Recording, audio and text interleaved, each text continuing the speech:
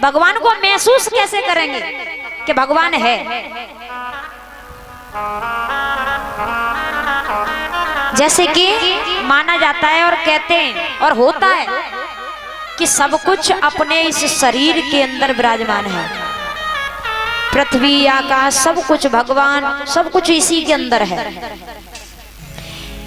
एक राजा थे और घूमने जा रहे थे तो देखा कि एक आश्रम है और उसमें चारों तरफ दीपक जल रहा है और एक बाबा रहता है। तो राजा को रात हो जाती है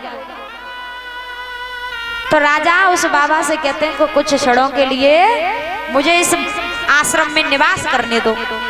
तो बाबा क्या कहता है कि पहले तो मैं किसी को निवास करने नहीं देता, रहने नहीं देता। अगर एक बार इस आश्रम में कोई रहता है वो निकल नहीं पाता। वो क्या है? ये शरीर है, अपना ये शरीर है, बहुत काला है, बहुत इसमें महल भरा हुआ है, सब कुछ इसी के अंदर है। बस केवल आत्मा ही पवित्र है।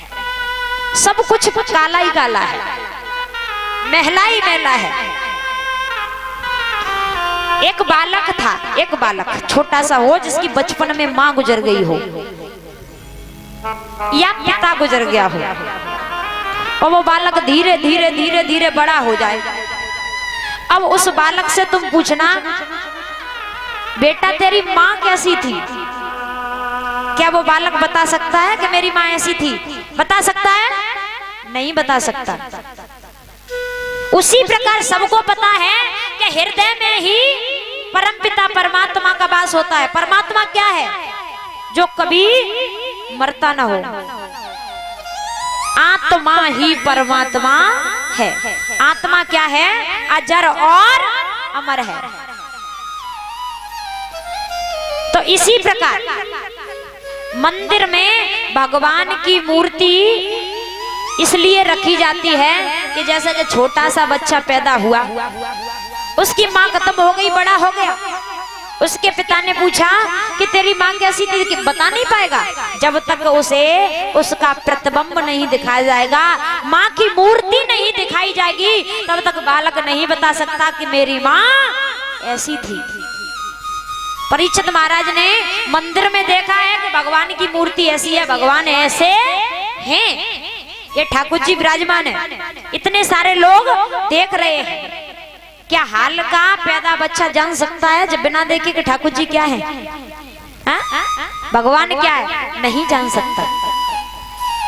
उस पत्थर के भगवान की पूजा इसीलिए की जाती है कि आगे जो हमारे बालक पैदा होंगे वो जान सके कि परम पिता परमात्मा ऐसा होता है। तो महाराज मंदिर में इसीलिए भगवान की पूजा की जाती है कि आगे चल के हमारी जो नई पीढ़ी हो रही है वो जाने कि प्रभु ऐसा है। बोले आनंद कंद भगवान की। तो महाराज पवन रेखा और रोने लगी है। धुंध मलिक कहने लगा कि हे रानी, तुमसे सुंदर मैंने कोई नहीं देखा और तेरी गोदी मैंने खाली देखी थी। अब मेरे इस संभोग के द्वारा मेरे समान एक बालक का और जन्म होगा जो देवताओं को भी परास्त कर सकता है। इधर धुंध मलिक तो चला जाता है, इधर पवन रेखा की सखियां और पवन रेखा को ढूंढती ढूंढती पवन रेखा के पास पहुंच जाती है। तो पवन रेखा की सखियों ने देखा कि रानी के केस बिखरे हुए हैं, सारा श्रृंगार बिखरा हुआ है, चुंदरी फटी हुई है, साड़ी फटी हुई है। तो पवन रेखा की सखियां पूछने लगी कि हे सखी, ये बताओ तुम्हारी ये हालत कैसे हो गई। एक बात बताइयो परीक्षित महाराज, अगर काऊ के संग गलत हो जाए वो अपनी जबान से कह सकता है कि हमारे साथ में ऐसे ऐसे गलत हो गया। तो पवन रेखा वो भेद छुपा करके कहने लगी और क्या बोली कि रानी बोली तुम निकल गई, बंदर ने मुझे पछाड़ दिया।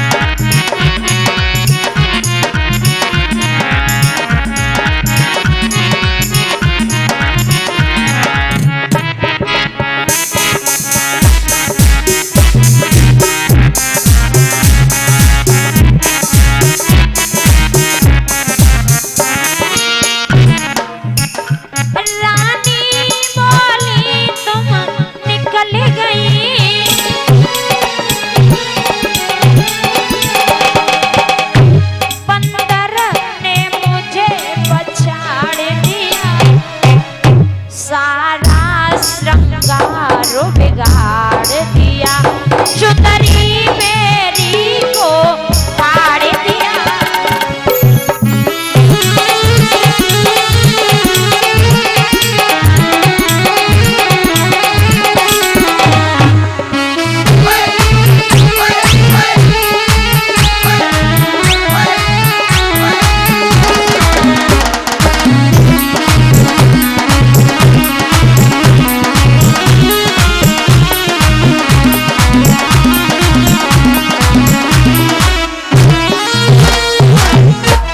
गोविंद भगवान की।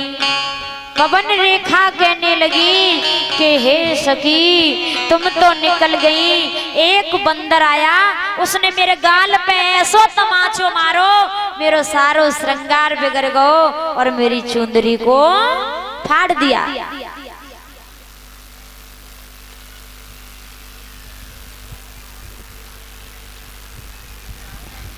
अब जैसे ही इतने शब्द सुने तो पवन रेखा कहने लगी कि हे सखी, अब तो बहुत समय हो गया है, अब तो हमें अपने घर के लिए चलना चाहिए।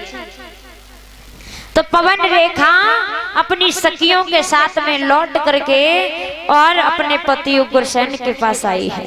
धीरे धीरे समय व्यतीत हुआ। तो महाराज 9 महीने व्यतीत हो जाते हैं, पवन रेखा के गर्भ से किसी बालक ने जन्म नहीं लिया। और जैसे ही 10 महीने व्यतीत हुए तो 10 महीने बाद और राजा कंस का जन्म होता है। और जैसे ही कंस का जन्म हुआ, बिजली चमकने लगी, बादल गरजने लगा, ओले बरसने लगे हैं, महाप्रलय सी छाने लगी है। और क्या बताया है कि पैदा होते ही बालक के आंधी तूफान ये आने लगे।